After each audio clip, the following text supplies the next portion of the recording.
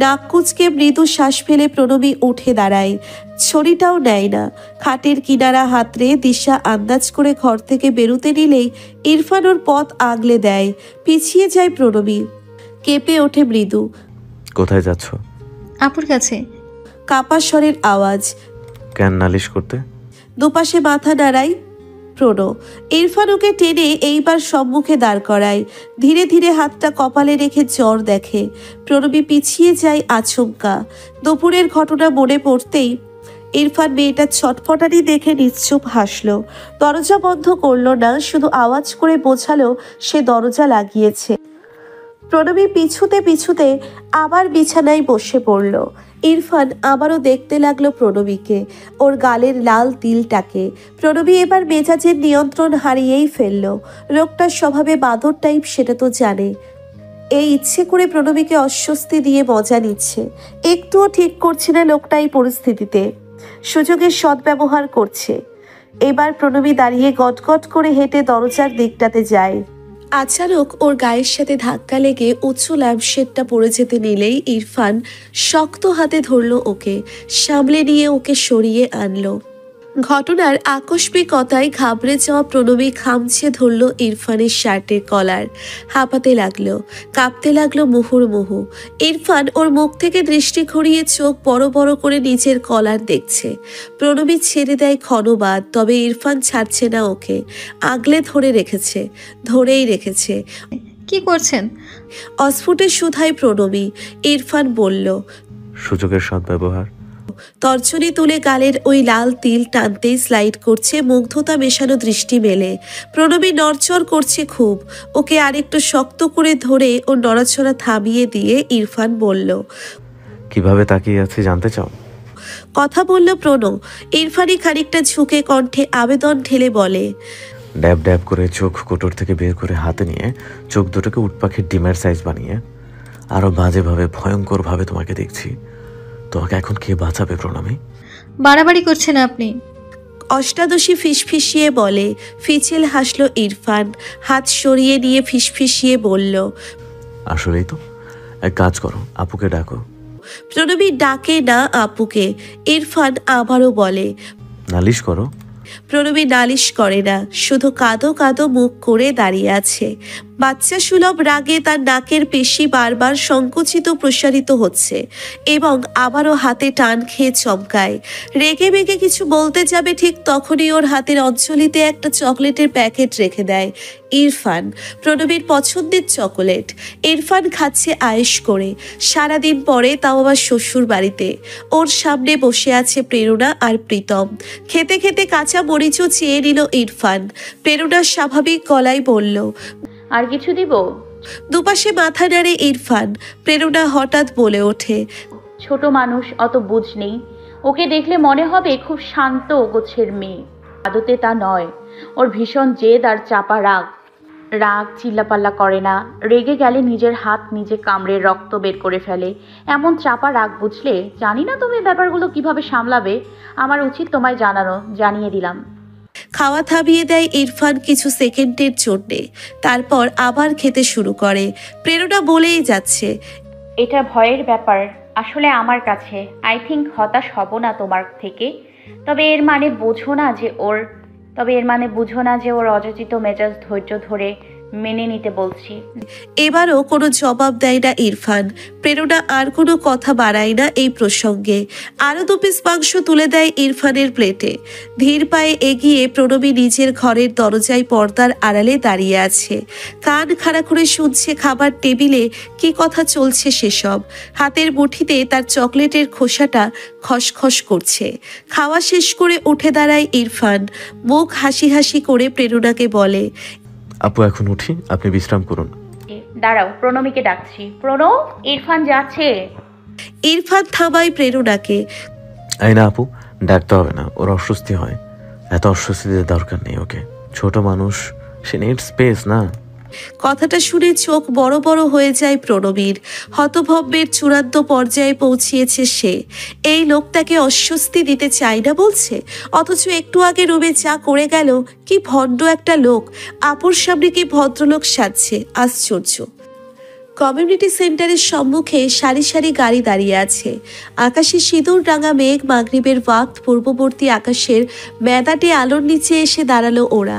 হলের বিশাল আকার আঙিনায় কোণে বিদায় নিয়ে এগিয়ে যায় প্রেরণা।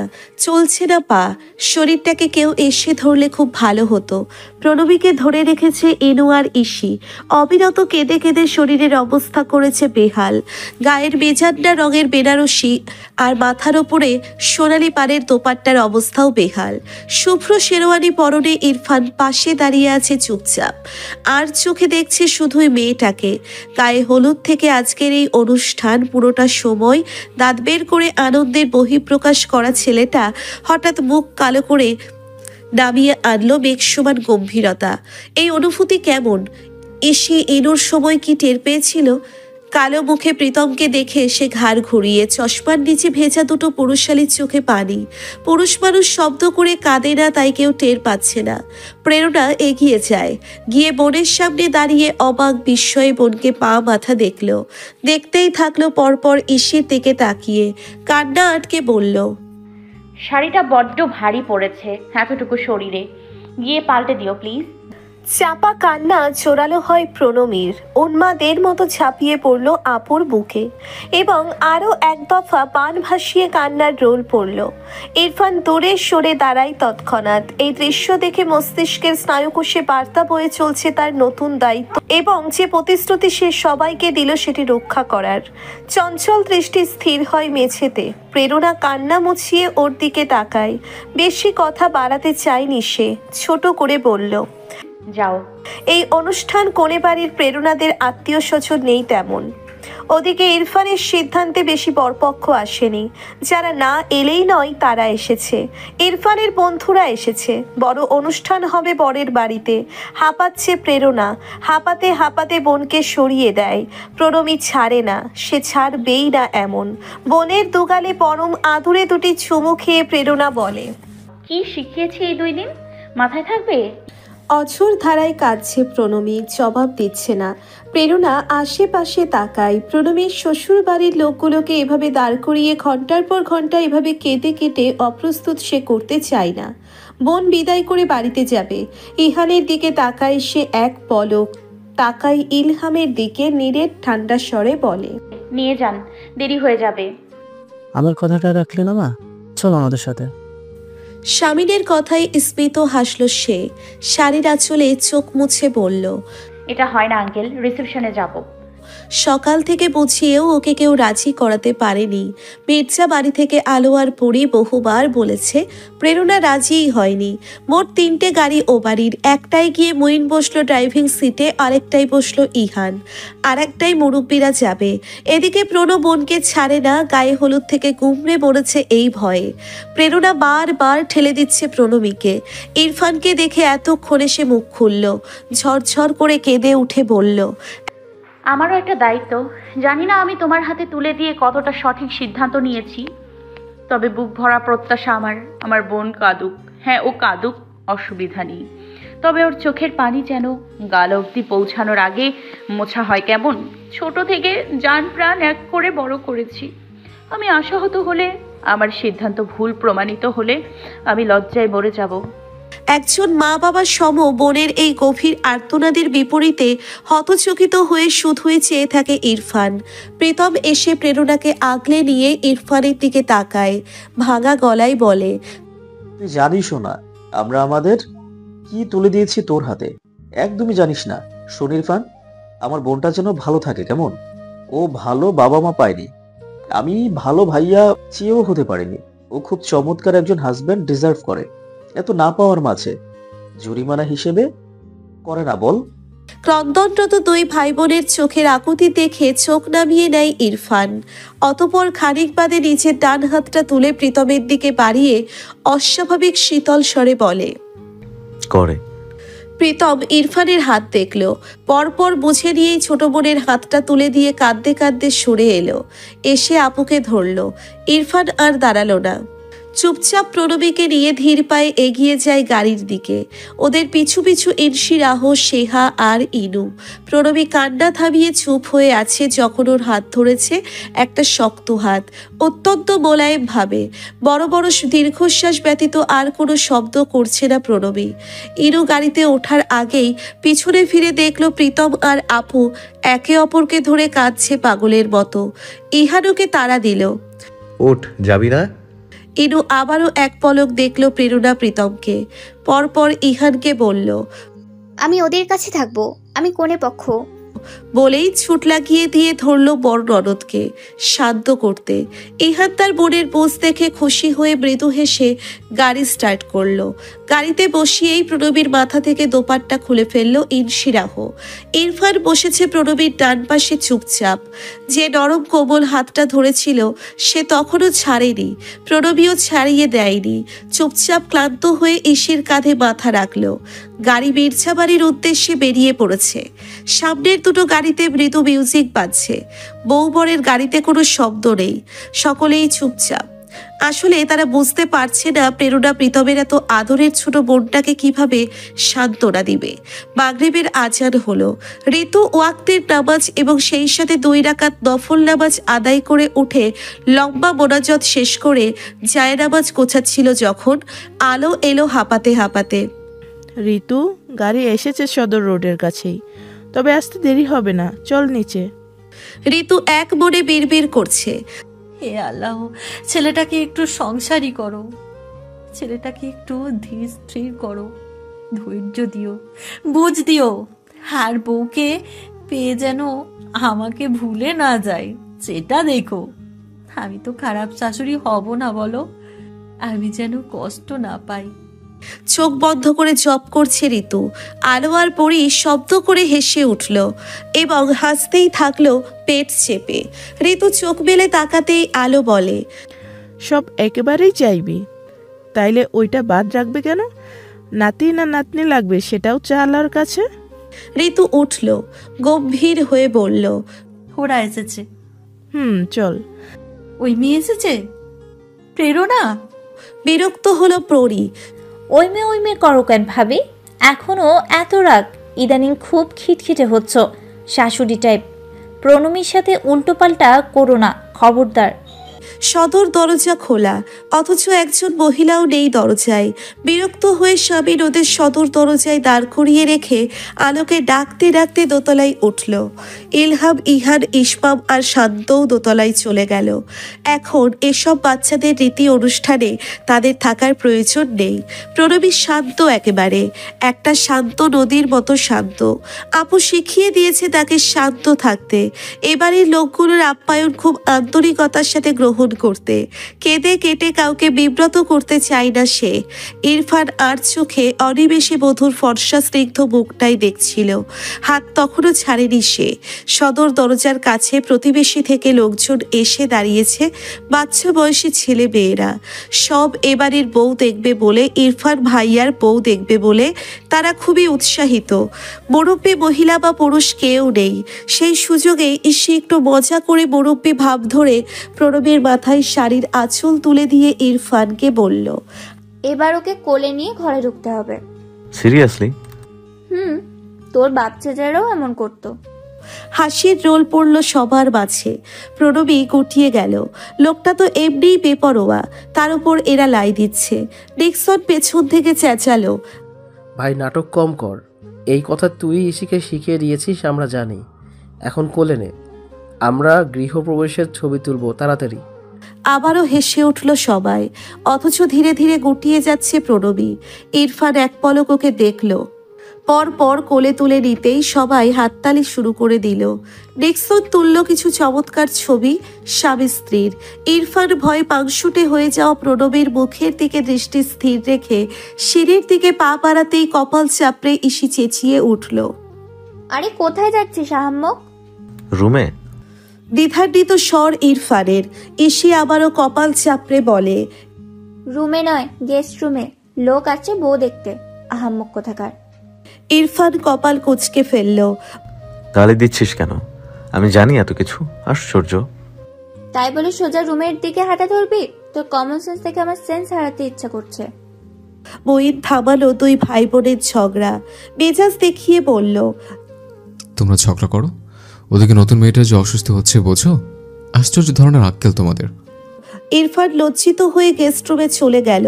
বিছানায় আলতো করে বসিয়ে দিয়ে ঝুঁকে প্রণবীকে প্রশ্ন ছুড়ল। You okay? গত দুদিন পরে এই প্রথম ইরফান তার সাথে কথা বলল। গায়ে হলুদে ভিডিও কলে দেখেছে শুধু প্রণবীকে। নিজের অস্বস্তি সরিয়ে ফেলে প্রণবী মৃদু মাথা ঝাঁকায় শুধু। সরে দাঁড়ায় ইরফান। গায়ের শেরওয়ানিটা বড্ড বিরক্ত করছে, এটাকে বদলাতে হবে। তাই গেস্টরুমের দরজায় পা রাখতেই দেখল আলো, ঋতু, পরি এসেছে। ছেলের মাথায় আদর করে হাত বোলায় তিন যা। ইরফান তৎক্ষণাৎ গম্ভীর হয়ে নিচু গলায় বলল, প্রতিবেশী থেকে যারা আসছে উল্টাপাল্টা মন্তব্য করলে আমার মার খেয়ে বেরোবে বলে দিলাম। আলো আশ্বস্ত করলো ওকে। মাথা ঠান্ডা কর, কেউ উল্টাপাল্টা মন্তব্য করবে না। চাঁদ এনেছিস তুই, মানুষ উল্টো তোকে পচাবে, বলবে বামুনের ঘরে চাঁদ। ইরফান লজ্জিত হয়ে হেসে দোতলায় চলে গেল। ঋতু গিয়ে ছেলের বউকে জড়িয়ে ধরে আদর করলো, আপ্যায়ন করলো নিজের হাতে, শরবত খাইয়ে দিল, গাল আগলে ধরে বলল, আমি কি হই তোমার বলো? শাশুড়ি। অস্ফুটে জবাব প্রণবীর। ঋতু হাসে, বলে, না, মা, মা ডাকবে কেমন? প্রণবী ভদ্র মেয়ের মতো দুপাশে মাথা নাড়ায়। ওদিকে প্রেরণা আর প্রীতম দেখছে বোনকে ভিডিও কলে। ইসির হাতে ফোনটা। রাতের খাওয়া শেষে ইনশিরাহ যখন প্রণবীর শাড়িটা খুলে একটা সালোয়ার স্যুট পরিয়ে দিতে চাইল, পরি বাধা দিয়ে বলল, আজ একটা শাড়ি পরা, এত সুন্দর লাগছে ওকে। ইরফান একটু নিরিবিলি দেখবে, একটু সাজিয়ে দিস। অবশ্য এই মেয়ে সেজে কি করবে, সাজলে বাড়াবাড়ি লাগবে। থাক, সাজানোর প্রয়োজন নেই। সেহা বেছে বেছে একটা লাল মসলিন শাড়ি এনে ইনশিরাহর হাতে দিল। গায়ের ভারী শাড়িটা পাল্টে ওটাই পরিয়ে দিয়ে ওরা দোতলায় লিভিং রুমে বসল। যতই সময় যাচ্ছিল প্রণবী স্বাভাবিক থাকতে চেয়েও আরো অস্বাভাবিক হয়ে উঠল। মুখ ক্রমশ অন্ধকার হচ্ছে। সেহা ঝুঁকল ওর দিকে, কানের কাছে মুখ নিয়ে বলল, ভয় হচ্ছে? প্রণবী চুপ। সেহা মলিন হেসে বলল, আমাদের রাগী মির্জা খুব ভালো স্বামী হবে, এটা মাথায় ঢুকিয়ে নাও, লিখে নাও, অযথা ভয় পেও না। প্রণবী অযথা ভয় পাচ্ছে না। লোকটার ভণ্ডামি তাকে চমকে দিচ্ছে কবুল বলার পর থেকে। ভয় পাবে না একে? প্রণবীকে স্বস্তি দেওয়ার মতো কিছু করেছে এখনো এই লোক? সেহা ওর সামনে বসে ওর গা থেকে ভারী গয়নাগুলো খুলে নিয়ে ওর চুলে লম্বা বেনি করে দেয়। বারবার চেয়ে চেয়ে প্রণবীকেই দেখে। হঠাৎ খুব সতর্ক হয়ে চোখই সরিয়ে নেয়। রাগী মির্জার সুখে নজর লাগাতে ইচ্ছুক নয় সে। বাড়ি ভর্তি মেহমান গিজগিজ করছে। ইরফান বন্ধুদের সাথে হাতে হাতে যখন সবার শোয়ার ঘরের ব্যবস্থা করছিল, তখন ওর ডাক পড়ল দুধ মধু রিচুয়ালের জন্যে। একটা ধবধবে সাদা পাঞ্জাবি গায়ে চাপিয়েছে সেহার জোড়াজুড়িতে। পরিশ্রম করে ঘাম ছুটেছে। মুখ হাতে পানি দিয়েই বসল গিয়ে প্রণবীর পাশে। প্রণবী গুটিয়ে গেল। ভিডিও কলে থাকা প্রেরণা, প্রীতম আর ইনুকে উদ্দেশ্য করে এবার মঈন বলে উঠল, দেখা হচ্ছে, এবার ভাই রাখি, বাকিটা আমাদের পারিবারিক ব্যাপার, আপনাদের দেখার দরকার নেই। দোতলা লিভিং রুমে জমায়েত হয়েছে সবাই। রাত 11টা পেরিয়েছে। বড়রা যে যার ঘরের দৌড় এঁটেছে। ক্লান্ত প্রণবীকে জোর করে বসিয়ে রেখে ছোট সদস্যরা। সেহা এলো একটা চাদর নিয়ে। ইরফান আর প্রণবীর ওপর চাদরটা রাখতেই প্রণবী বলল, এটা কেন দিচ্ছেন? তুমি জানো না, এটা একটা মজার রীতি, মজা করে করা হয় বিয়েতে। তোমরা একে অপরের মুখ না দেখে। প্রণবী ধীরে জবাব দিল, জানি, আমি বলতে চাইছি এটা দিয়ে আমাকে ঢাকবেন না, আমি তো দেখতে পাই না, ওনাকে ঢাকুন। কথাটা বলেছে প্রণবীর স্বাভাবিক গলায়। ওর কণ্ঠে একটা প্রহসনের সুর ছিল। ইরফান ঘাড় ঘুরিয়ে বিমূঢ় হয়ে চেয়ে রইল ওর দিকে কিছু পলক। তারপর নিজের মাথা থেকে চাদরটা সরিয়ে দিয়ে গম্ভীর হয়ে সেহাকে বলল, এসব দিয়ে ঢাকতে হবে না, এমনিই খাওয়া আমাদের। সেহা দুধ মিষ্টি মধু খাইয়ে যখন দিচ্ছিল, ইনশিরাহ পরিস্থিতি স্বাভাবিক করতে হঠাৎ বলে উঠল, এই রো, আমার মাথা ছিঁড়ে যাচ্ছে একটা কথা ভেবে। কি? প্রণমী এত ফর্সা, তুই তো একটা কালো মানি। আমার নান্না মুন্না ভাইপো ভাই যে এক্সাক্ট গায়ের রংটা কেমন হবে? ডিবে সেই হো হো করে হেসে উঠল সবাই। প্রণবী গেল সিটিয়ে, লজ্জায় মুখটা হলো আরো থমথমে। ইরফান বুঝলো, পরপর ইশিকে জবাব দিল, এক কাজ কর, ওকে যেতে দে, এরপর আমি তোকে ক্যালকুলেশন করে বের করে বলছি, ওকে যেতে দে। প্রণবীকে ওরা যেতে নিতে চায়নি এত সহজে। ইরফান চোখ রাগালেও কাজ হয়নি। 12টা অবধি গানের আসর বসিয়েছে সবাই। ইহার এসে সব কটাকে ধমকেছে বলে ছাড়া পেয়েছে প্রণবী। ওকে নিয়ে ইনশিরাহ বসিয়ে দিয়েছে বিছানায়, ফুলে ফুলে সজ্জিত সেই বিছানা। তবে ওরা কেউ দমে যায়নি। ইরফান ঘরে ঢোকার আগেই বাধা পেল। ইনশিরাহ বলল, 50,000 দে। একটুও বিলম্ব করেনি ইরফান। বড় বাবার কাছ থেকে সে আগেই লাখখানেক টাকা চেয়ে এনেছে। সে তৈরি এদের মোকাবেলা করতে। দরদাম করে সময় নষ্ট করার মতো ধৈর্য তার নেই। বিয়ের গেট ধরেছিল দুপুরে, তখনও 50 চেয়েছে, সাথে সাথে ইরফান দিয়ে দিয়েছে। এবারও তাই। ওর বন্ধুরা সিটি বাজিয়ে বলে উঠল, ভাই তুই তো ভেরি ডেঞ্জারাস। প্রণবী শুনছিল সবটা। ক্রমশ ওর মুখটা হচ্ছে মলিন। বাড়িতে ঢোকার পর থেকে ক্রমবর্ধমান উৎকণ্ঠা তাকে পিষে দিচ্ছে। লোকটার এত তাড়া কেন? সবকিছু এত তাড়াহুড়ো করে করছে কেন? গলার কাছে কেমন চিনচিনে অনুভূতি হচ্ছে তার। অথচ লোকটার সম্পর্কে ধারণা তার কত বদলেছিল। গত 2 দিন ধরে লোকটা তাকে হতাশ করছে কেন? প্রণবীর মনের ভুল? এমন হলে প্রণবী খুব দুঃখ পাবে। হয়তো সেই দুঃখ কাউকে বলতে পারবে না প্রণবী। এক অদ্ভুত আবেগে জর্জরিত হয়ে লোকটাকে স্বীকার করেছে সে। আল্লাহ যেন তাকে হতাশ না করে। লোকটা যদি আত্মকেন্দ্রিক হয় তবে আজ এই রাতেই প্রণবী পাথর হবে। আবেগ পুষবে না, প্রেম আনবে না, শুধু সংসারই করবে সে। যে সংসার সে আবেগের বশে চেয়ে ফেলেছে। গটিয়ে গিয়ে শাড়ি খামচে ধরে বসে আছে প্রণবী। দরজা লাগানোর শব্দ পেল হঠাৎ। দরজা লাগিয়েই ইরফান দরজায় ঠেস দিয়ে দাঁড়িয়ে রইল। অনিমেষের চেয়ে রইল বধূর দিকে। লাল শাড়ি, লম্বা চুলে বেনি, মাঝখানে সিথি কাটা, ঘোমটা নেই মাথায়। এই অপার্থিব সৌন্দর্যের দেবী অবশেষে তার ঘরে। কি আশ্চর্য, কি আশ্চর্য! সারাদিনের ঝক্কিতে ইরফান এমন করে আশ্চর্য হতে পারেনি। ধীরে ধীরে দৃষ্টি নামিয়ে দেখল প্রণবীর হাত। নার্ভাসনেসে খামচে ধরেছে চাদর। ইরফান ওসব দেখে অস্পষ্ট হেসে এগিয়ে গেল। টি শার্ট আর ট্রাউজার বের করে পাঞ্জাবিটা পাল্টে গিয়ে বসলো প্রণবীর সামনে। প্রণবী ভেতরে ভেতরে হাঁসফাঁস করছে। ইরফান বলল, মোহরানার টাকা তোমার অ্যাকাউন্টে পাঠিয়েছি। যদিও ওটা আমার ইনকাম করা নয়, অল্প কিছুদিন হয় চাকরি করেছি, ওভাবে জমাতে পারিনি। প্রণবী কিছুই বলছে না। ইরফান সাইড টেবিল থেকে একটা চকোলেট বক্স তুলে নিয়ে প্রণবীর হাতে তুলে দিয়ে বলল, ইসি বলেছিল প্রথম রাতে কিছু দিতে হয়। আপাতত পকেট সত্যি ফাঁকা, স্যালারি পাবো 20 দিন পর। আমি অন্তত এই জিনিসের টাকা ধার করতে চাইনি বাবার থেকে। ওয়ালেটে যা ছিল তাই দিয়ে এগুলো কিনলাম। উৎকণ্ঠা চেপে রেখে প্রণবী আন্তরিক হাতে বক্সটা নিল। যখন ইরফান টেবিল থেকে একটা ঔষধ আর পানি এনে ওর হাতে দিয়েই বলল, ওষুধটা খাও। নিমেষেই কেঁপে উঠল প্রণবী। হাত থেকে ফেললো চকোলেটের বক্স। চোখের পাতা কাঁপতে লাগলো। লম্বা লম্বা শ্বাস ফেলে বলল, কিসের ওষুধ? ইরফানের সরল মনের মানুষ এখন বধুর উৎকণ্ঠার কারণ ধরতে না পেরে অবাক হয়ে বলল, তখন না ওদের বলেছিলে মাথা ব্যথা করছে, হাতে 2টো ওষুধ দিতে ভুলে গিয়েছে, নাও খাও। কাঁপছো কেন? কি হয়েছে? শরীর খারাপ? স্থির হলো প্রণবী। সেকেন্ডে নিজেকে সামলে নিয়ে ঔষধটা নিয়ে খেলো।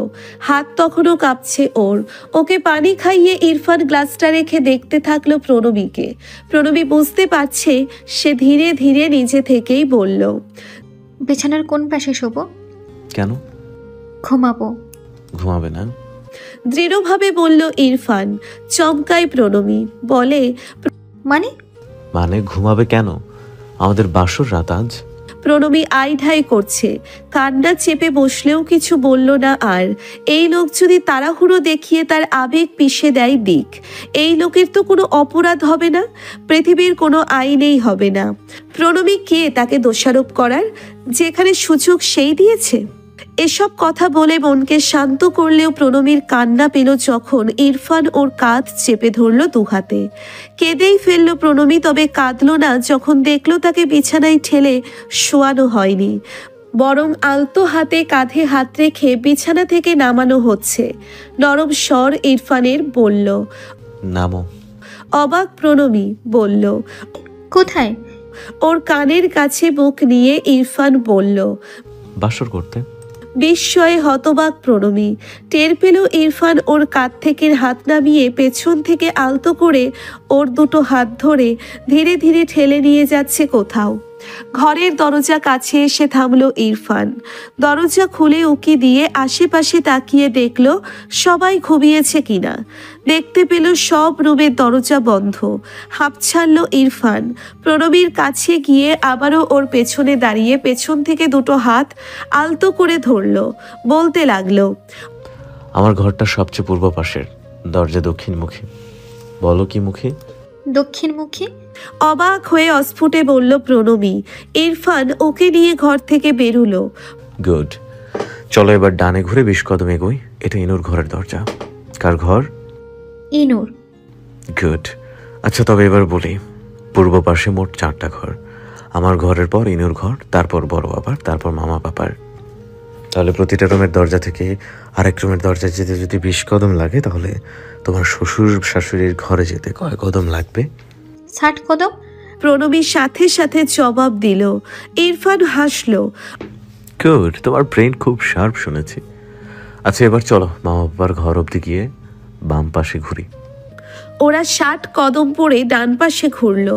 ইরফান বলল, এখান থেকে সোজাসুজি নিচতলার সিঁড়ি। 20 কদম যেতে হবে। বাম পাশে আরো 4টে ঘর, ইসির, বড় দাদানের, দীপ্তর আর ছোট বাবার। ক্লিয়ার? প্রণবী দুপাশে মাথা নাড়ায়। ইরফান বলে, তবে এবার বলো, তুমি জরুরি প্রয়োজনে নিচে যেতে হলে সিঁড়ির কাছে কিভাবে যাবে? আপনার ঘর থেকে বেরিয়ে ডান পাশে ঘুরবো।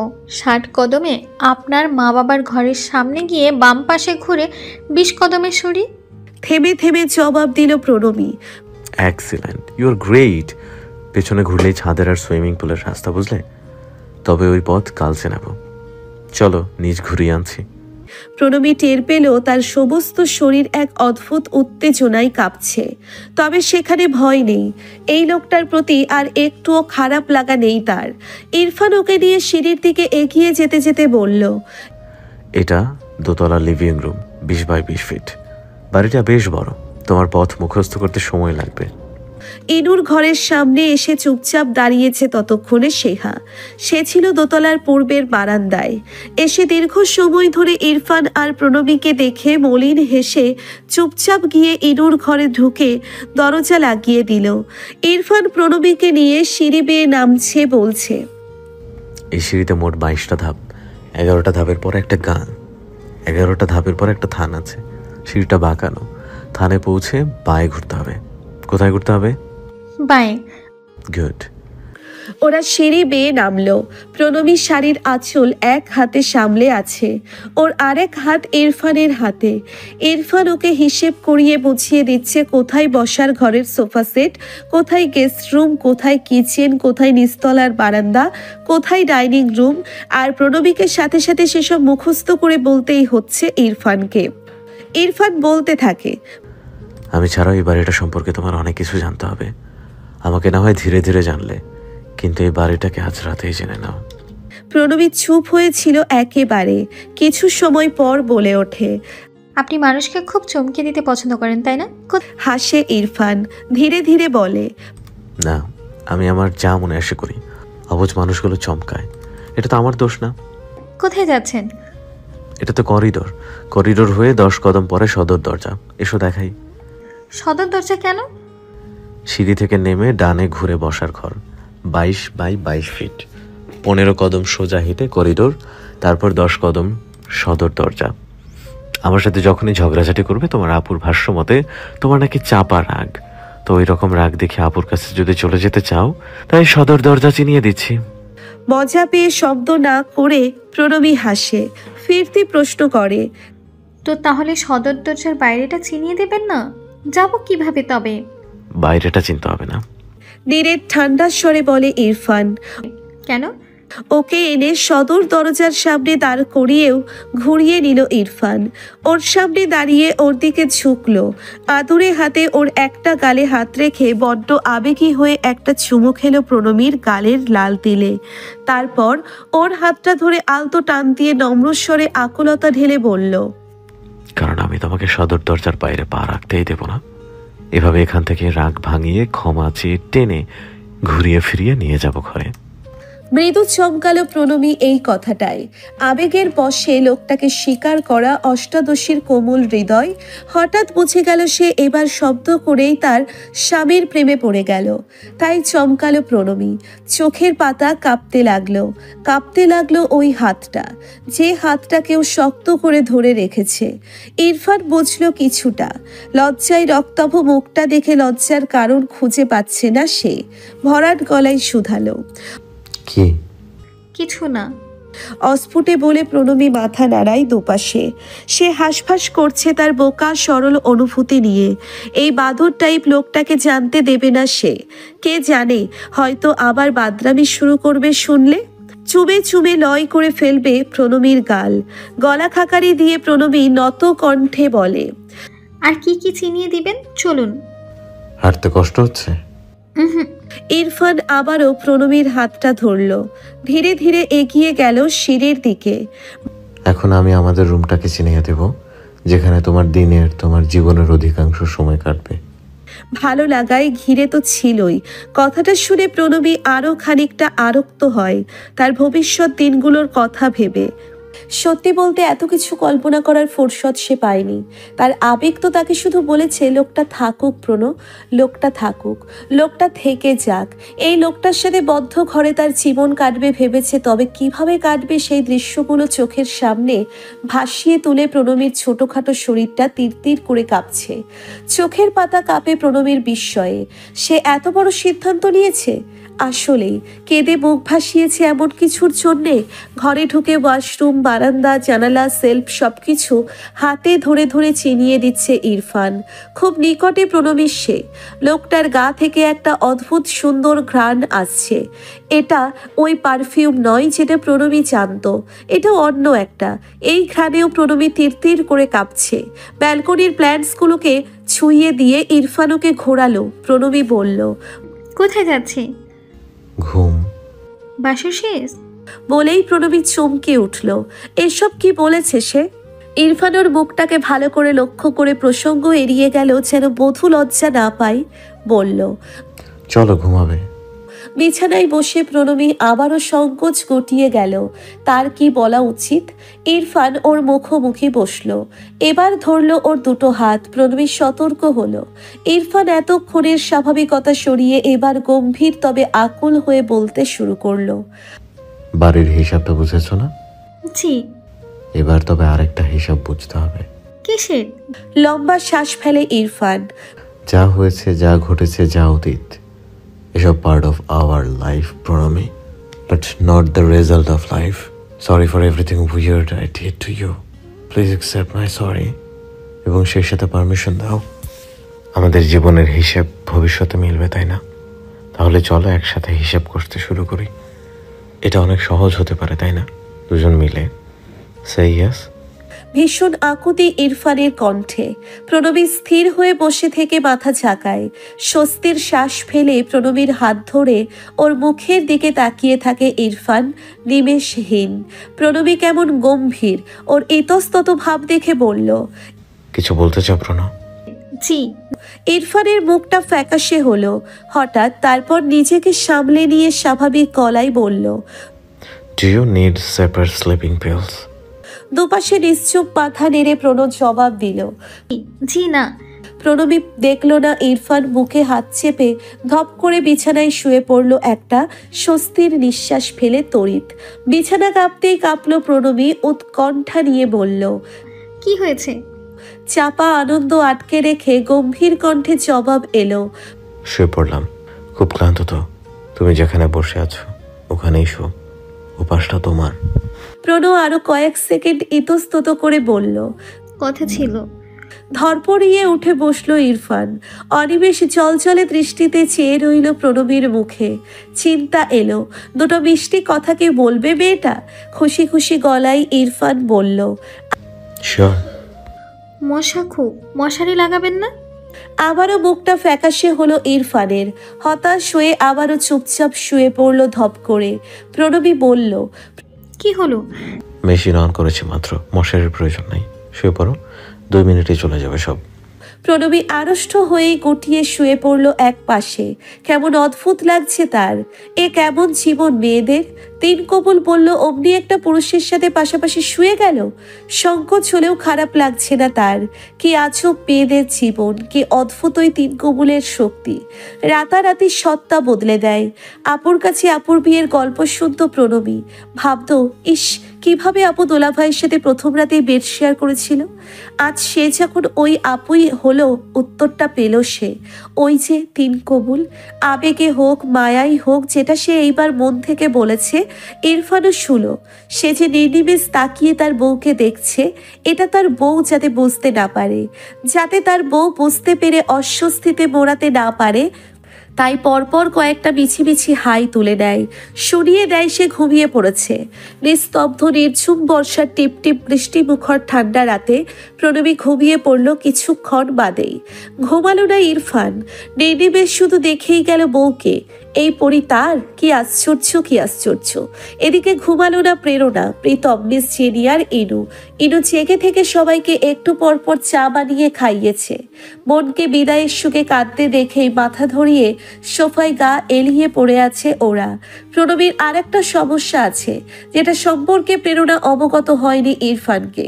ঘুমের মধ্যে হাত পা ছোড়ার অভ্যেস। ঠান্ডা আবহাওয়ায় নিজের চাদর ছেড়ে ঘুম কাতুরে মেয়েটা গুটিয়ে গিয়েছিল ইরফানের কাছে। নিজের চাদর পায়ে ঠেলে টেনে টেনে ঢুকে গিয়েছিল ইরফানের চাদরের নিচে, একেবারে ওর গা ঘেঁষে। শেষ রাতের ঘটনা এটা। ইরফান ঘুমিয়ে গিয়েছিল বিধায় টের পায়নি ওর বহুল কাঙ্ক্ষিত নারী ওর শরীরের উষ্ণতায় ঠাঁই নিয়েছে বাচ্চাদের মতো। গার্ডেনে চেঁচামেচির শব্দে সকাল 7টা নাগাদ ইরফানের ঘুম ভাঙল। ঝুম বৃষ্টিময় সকালের মেদাটে আলো জানালা দিয়ে ঘরে ঢুকেছে। চোখ পিটপিট করে সেই আলোয় তাকালো সে।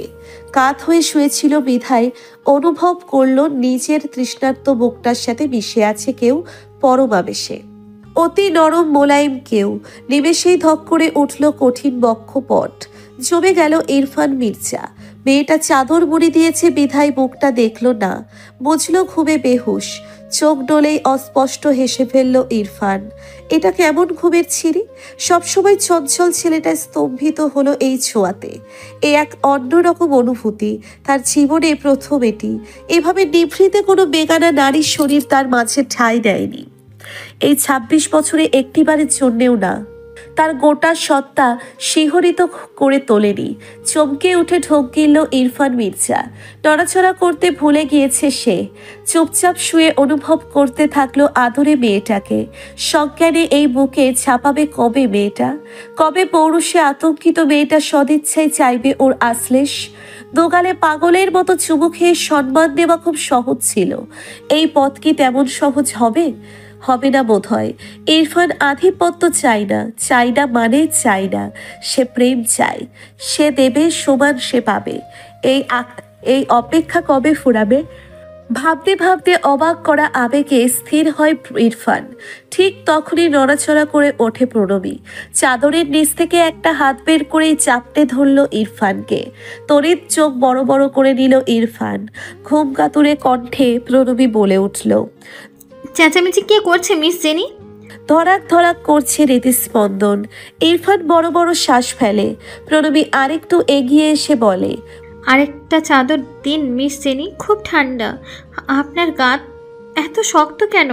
বলেই হাত দিয়ে হাতাতে হাতাতে হাতটা ইরফানের চোয়াল অব্দি নিতেই ইরফান চোখ মুখ খিচিয়ে নিয়ে পরপর নিজেকে সামলে নেয়। ভরাট কণ্ঠে বলে ওঠে, মিস জেনির খোঁচা খোঁচা দাড়ি কেন ভাবছো? লাফিয়ে উঠল প্রণব। তড়িৎ ছিটকে গেল আদুরেই। চাদরে পেঁচিয়ে নিজেকে অক্ষি পল্লব প্রশস্ত করে নিঃশ্বাস ফেলে জোরসে। ইরফান ওকে কিছু পলক দেখে উঠে বসে। পরিবেশ স্বাভাবিক করতে বলে, গুড মর্নিং। সকাল 7টা বাজে, চাদর এনে দেবো আরেকটা? লাজে সংকোচে গুটিয়ে যাওয়া প্রণবী দোপাশে মাথা নাড়ে শুধু। ইরফান মেয়েটাকে ঠিক হবার সময় দিতেই ওয়াশরুমে ঢুকলো হন্তদন্ত হয়ে। ঠাই বসে রইল প্রণবী। ঘ্রাণ শক্তি তীব্রতায় টের পেল ওই লোকটার ঘ্রাণ পাকিয়ে নিয়েছে তার শরীর। কতটা বাড়াবাড়ি করেছে প্রণবী। অকস্মাৎ পেটটা কেমন কাঁপলো প্রণবীও তরিসুলভ লাজে। শ্বশুর বাড়িতে প্রণবীর প্রথম সকাল। আজ বাড়িতে এত মেহমান যে বিশালাকার ডাইনিং থেকে টেবিল সরিয়ে মেঝেতে চাদর বিছানো হয়েছে ব্রেকফাস্টের জন্য। সবাই একসাথে বসেছে মেঝেতে, প্রায় ৪০ লোক। প্রণবীকে আবারও একটা হালকা সুতির শাড়ি আর সোনার গহনা পরে নামতে হলো তার শাশুড়ির কথায়। ঋতু বলেছে, কটা দিন শাড়ি পরো, লোকজন আসবে। কোনটা নতুন বউ বোঝাই যায় না সালোয়ার স্যুট পরলে। প্রণবী সাথে সাথে রাজি হয়েছে। পরিবেশ শীতল বিধায় শাড়িতে অসুবিধে হচ্ছে না তার। খেতে বসেছে প্রণবী আর ইরশিরাহ পাশাপাশি। একজন নতুন বউ আর একজন নতুন মা হবে। ওদের আলাদা খাতির করছে ঋতু। ল্যাটকা খিচুড়ি আর গরুর মাংসের আচার চামচে নিয়ে প্রণবীর মুখে তুলে দিতে দিতে বলে, ভেবো না বউ হিসেবে খাতির করছি, বৌমার খাতির করার টাইম নেই। প্রণবীর মুখ বেজার হতে চাইল অমন রাগি কথায়। তখনই ঋতু হেসে ফেলে বলে, বাড়ির থেকে যে দুটো মেয়ে চলে গিয়েছে তাদের খালি জায়গা ভরতে এসেছ, তাই খাতির করছি। চোখে পানি আসে তৎক্ষণাৎ প্রণবীর। এমন আদরও তার কাছে নতুন। এভাবে কেউ রাগি মা হয়ে তাকে আদর করেনি তো, তাই। ইরফান বসেছিল মুখোমুখি প্রণবীর। বারবার চোখ তুলে দেখছে মা বউকে, আর স্মিত হাসছে একা একা। আলো এলো বেগুন ভাজা নিয়ে প্রণবীর প্লেটে তুলে দিতে দিতে বলল, অবশ্যই এই খাতির মাগনাও না প্রণমী, বিনিময়ে কিছু দিতে হবে যে। কি আন্টি? একটা বাদর ছেলের বাদরামি কমিয়ে তাকে একটু স্থির করে বাঁধতে হবে সংসারে। মস্তক নত করে হাসি চাপিয়ে রাখে প্রণবী। বাকিরা পারে না। হো হো করে হেসে উঠল সবাই। খাওয়া শেষে শেখা হাত ধরে ওঠালো প্রণবীর। বাড়ি ভর্তি মানুষ কিচকিচ করছে। ইরফান মির্জা বন্ধুদের সাথে নিচেই বসে আছে। বন্ধুদের পরিকল্পনা আজ এখন ওদের দুজনকে একসাথে বাগানে নিয়ে গায়ে হলুদ মাখাবে। বৃষ্টি ভেজা মাঠে হলুদ নিয়ে হুটোপুটি করবে সবাই। বাইরে বজ্রপাত হচ্ছে, সেটি কমার অপেক্ষা। মুরব্বীরা ব্রেকফাস্ট করে সবাই দোতলায় তখন আগামীকাল বৌভাতের অনুষ্ঠানের ব্যাপারে আলাপ করছে। কেউ খবর দেখছে। শেহা প্রণবীকে নিয়ে টানতে টানতে কিচেনে গেল। চা করবে সবার জন্যে। শেহা প্রণবী এত মানুষের মাঝে থাকতে চাইছে না, তাই নিজের সাথে নিয়ে গেল। ইরফান দূর থেকে প্রণবীর দিকে দৃষ্টি স্থির রেখে দাঁড়িয়েছিল। শেহা যখন চা পাতির কৌটা খুঁজছিল, অন্যমনস্ক ভঙ্গিতে প্রণবীর সাথে আলাপ করতে করতে প্রণবী অজান্তেই এগিয়ে গেল ইন্ডাকশনের কাছে। কথা বলার সময় ওর নড়াচড়া করার অভ্যেস তাই। শাড়ির আঁচল হাতে মোচড়াতে আরেকটু পিছিয়ে ক্যাবিনেটে হেলান দেবে, ঠিক তখনই টের পেল ওর পিঠ আগলে ধরেছে কেউ। বড় বড় শ্বাস ফেলে প্রণবী। মৃদু আর্তনাদ করতেই শেহা চকিতে ঘুরে তাকাতেই হতভম্ব হলো। ইরফান সামলে নিয়েছে প্রণবীকে। মুহূর্ত যাই ইরফান ঘাড় বাঁকিয়েই ধমকে উঠল শেহাকে। ওকে এখানে আনলি কেন? শেহা কেঁপে উঠল ধমকে। অবিশ্বাস্য নজরে ইরফানকে কিছু পলক দেখেই তাকালো প্রণবীর দিকে। প্রণবীর মুখটা ফ্যাকাশে। শেহার সাফাই গাইতে অক্ষি পল্লব কাঁপিয়ে বলে উঠল, আমি আপুর হাত ধরে এসেছি, এত লোকের ভিড় ওখানে তাই। ইরফান শান্ত ভঙ্গিতে প্রণবীকে সরিয়ে আনলো ইন্ডাকশনের কাছ থেকে। হাত ধরে কিচেন থেকেই বের করে আনলো। শেহা কিছু পলক ওদের অনিমেষে দেখে দোতলায় উঠল। ধীর পায়ে ক্লান্ত ভঙ্গিতে হেঁটে ঢুকলো ইনুর ঘরে। এরপর ছুটে চলে গেল বারান্দায় এক কোণে।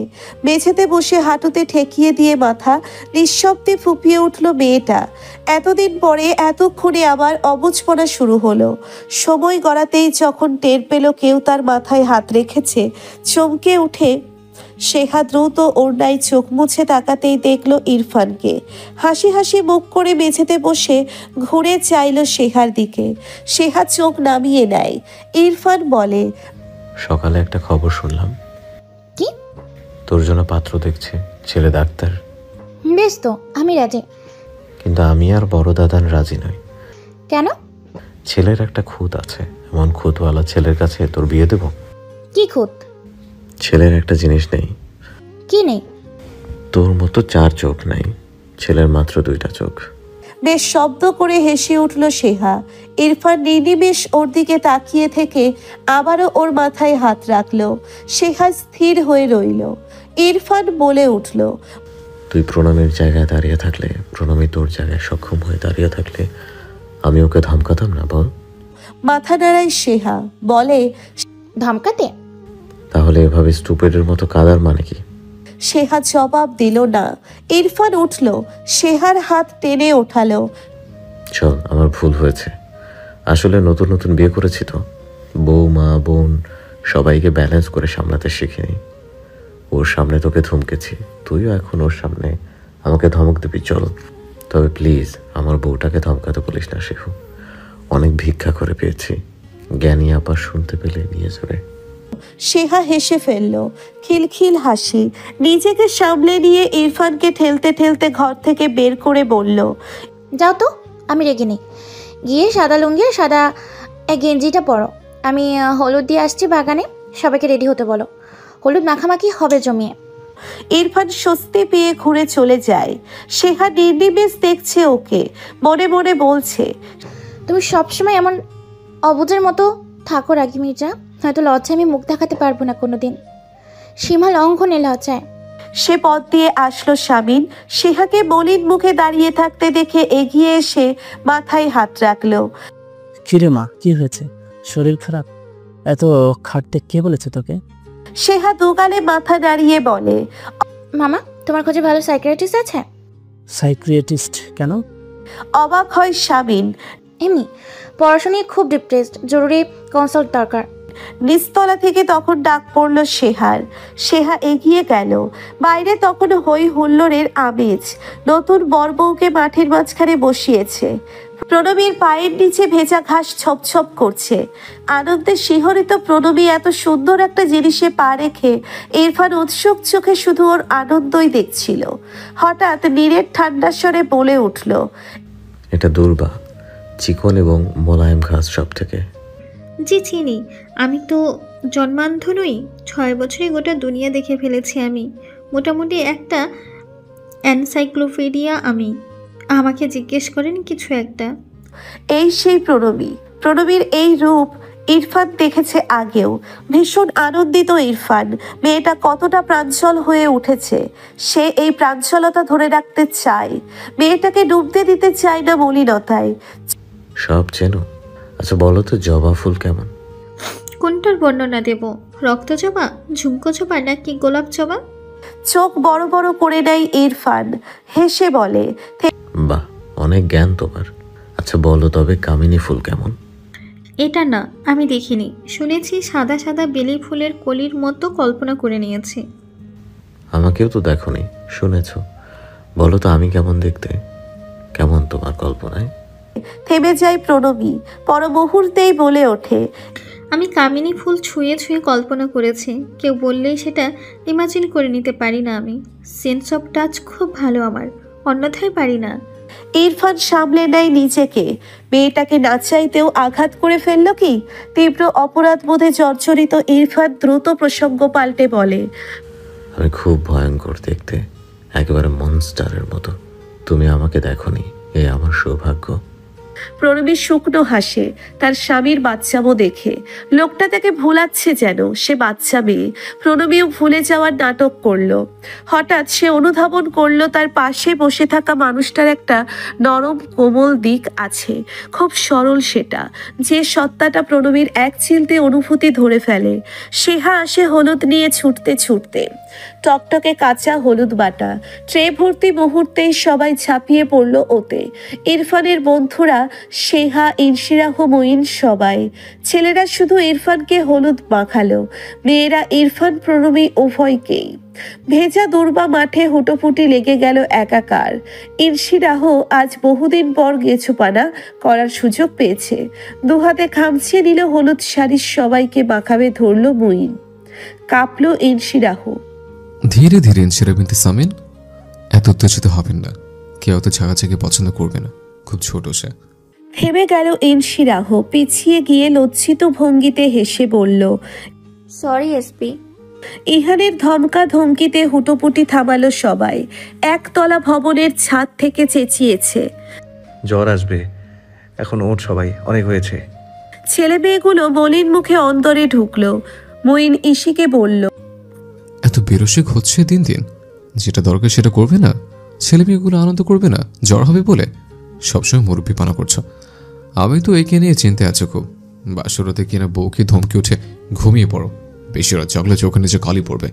বাসর দিনে করব।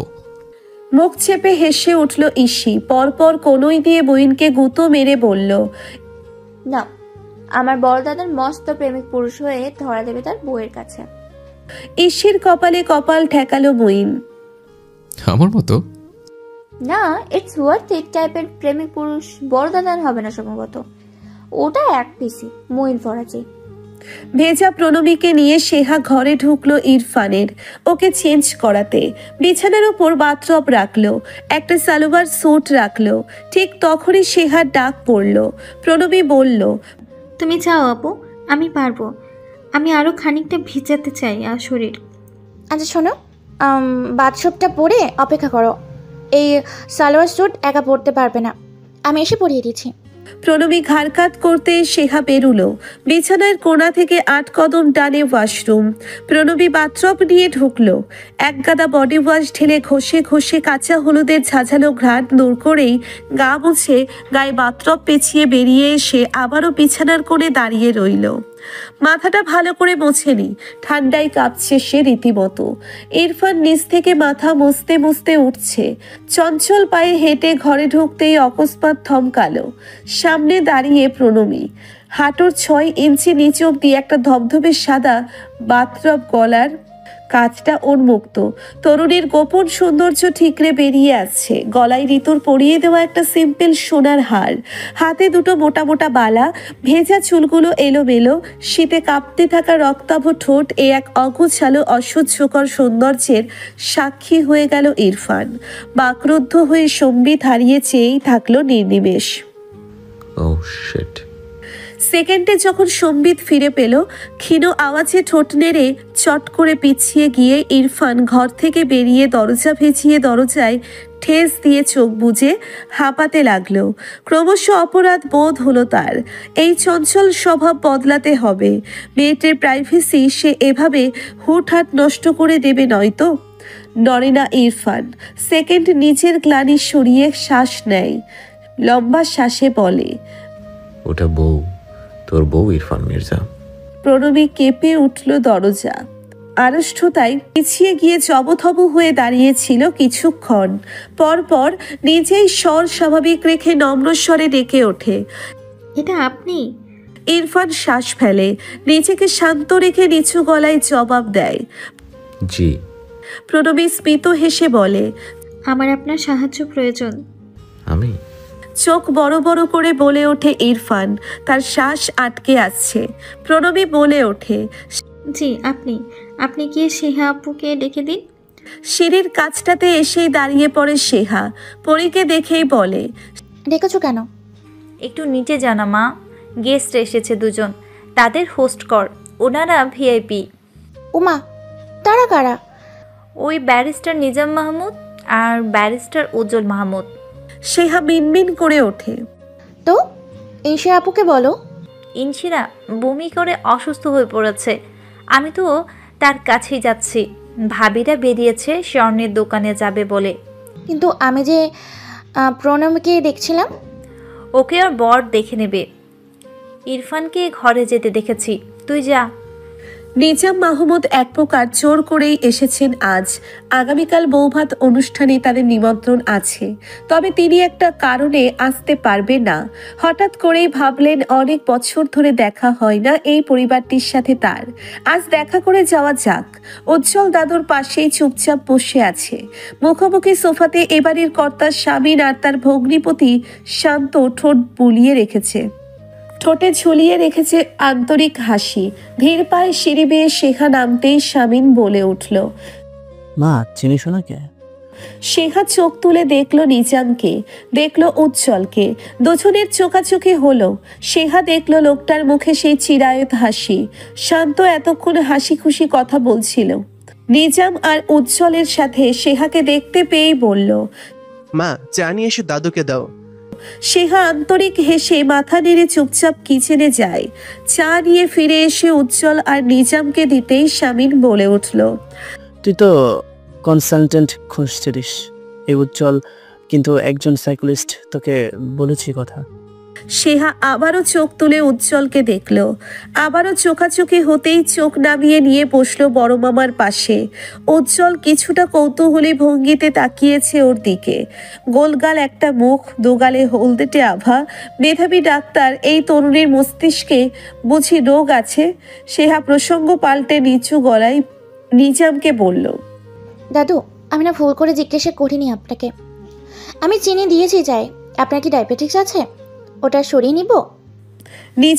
নিজাম মাহমুদ তীক্ষ্ণ দৃষ্টিতে মেয়েটিকেই দেখছিল। আজকাল এই 80-র বৃদ্ধ যেখানেই যান অল্প বয়সী তরুণীদের দেখতে থাকেন চোখ কান খুলে। হুটহাট প্রস্তাব দিয়ে ফেলেন নাতির জন্য। সেহাকেও দেখছেন সেভাবে খুঁটিয়ে খুঁটিয়ে। মেয়েটা সুন্দর, লম্বাই তার নাতির মুখ বরাবর হবে। তার নাতি উকিল আর এই মেয়ে ডাক্তার হবে। একেবারে উপযুক্ত জুটি, রাজ্যটক যাকে বলে। সেহাকে দেখার 20 মিনিটের মাথায় তার মাথাতে এসব কথা ঘুরছে।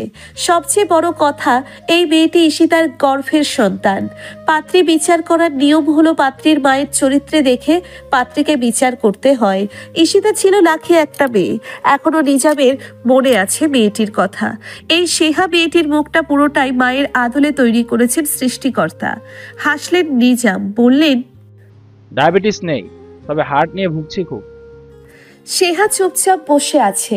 কথা আগালেন নিজাম মাহমুদ। আমাকে তোমার মনে নেই, তবে তোমাকে আমার মনে আছে। তুমি ছোট থাকতে খুব আশা হতে বাড়ি। তোমার বড় মামা বারবার জেলে যেত রাজনৈতিক ঝামেলা, আমি ছুটি আনতাম। কত যে স্মৃতি আছে তোমাদের সাথে আমার। তাই নাকি? সেহা উৎসুক হলো। নিজাম মাহমুদ মাথা নেড়ে বলল, একদিন তোমাকে আর ইসমাম মির্জার মেয়ে দুজনকে একসাথে কোলে নিয়েছিলাম। তুমি দিয়েছিলে পেশাব করে আমার গায়ে। বলেই নিজাম মাহমুদ হেসে ওঠেন। উজ্জ্বল হতভম্ব হয়ে তার দাদুর মুখের দিকে তাকিয়েই থাকে। কি অনায়াসে মেয়েটাকে বিব্রত করে দিল। এজন্যই এই বুড়োটাকে নিয়ে কোথাও যায় না সে। সেহা কাঁদো কাঁদো মুখে নিজামকে কয়েক সেকেন্ড দেখে তাকায় নিজামের পাশে বসা সুদর্শন লোকটার দিকে। বৃদ্ধ পারলেন এভাবে তার মান সম্মানের ফালুদা করতে একটা ছেলের সামনে? উজ্জ্বল বিব্রত চেয়ে আছে সেহার মুখে, চোখে আকুতি তার, যেন বৃদ্ধ আধা পাগল দাদুর হয়ে বলছে সরি। সেহা বিব্রত ভঙ্গিতে হাসার চেষ্টা করে উঠতে উঠতে বলে, আমি আনছি। আরে উঠো না, বসো বসো, দেখি তোমাকে দাদু ভাই। তা তুমি এখনো কি ডালিম খোসা সহ খাও? চা আর হরলিক্স একসাথে মিশিয়ে খেতে তুমি? সেহা মাথা নিচু করে আছে। উজ্জ্বল দাদুকে সবার সামনে বকতে পারছে না। কেবল একটা হাত আলতো করে নিজামের হাতে রেখে অস্ফুটে বলে, এবার আমাদের ওঠা উচিত তাই না দাদু? ওনাকে ছাড়া উচিত, উনি ব্যস্ত। শামিন বলে, এখন উঠবে কেন? আলো আসছে, কই মাছ ভেজে খাওয়াবে কাকাকে। দুপুরে যেতে পারবো না তোমরা? নিজাম উৎসুক হয়ে সেহাকেই দেখছে। কি সুন্দর মার্জিত পোশাক এর, একটুও নষ্ট আধুনিকতার ছাপ নেই। চোখ জুড়িয়ে যায় দেখে। সে বলতে লাগলো, বেশ বড় হয়েছে মেয়েটা তোমার শান্ত। আমি যেন ঈশিতাকেই দেখি। শান্ত স্মিত হেসে বলল, হ্যাঁ বড় হয়েছে মা আমার। বিয়ের কথা ভাবছি, ওর পাত্র দেখছি। নড়ে চড়ে উঠল নিজাম।